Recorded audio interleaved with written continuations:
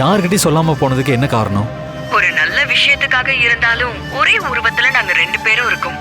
துர்காவோட இயல்பு வாழ்க்கை பாதிக்குது. அதனாலதான் நான் இங்க இருந்து போலான்னு முடிவெடுத்தேன். துர்கா சந்தோஷமா இருக்கணும், அவ்வளவுதான்.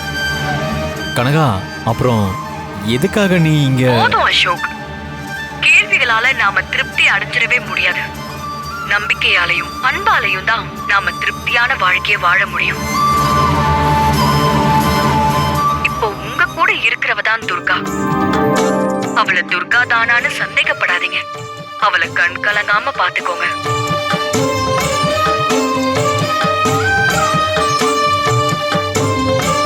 உங்க பூர்வ ஜென்ம புண்ணியத்தாலதான் துர்கா உங்க மனைவியா அமைஞ்சிருக்கா.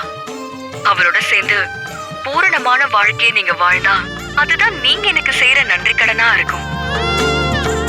இதுதான் என்னுடைய ஆசையும் கூட. கடைசியா ஒண்ணு சொல்றேன்.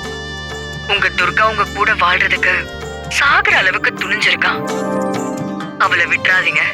நான் வைக்கிறேன்.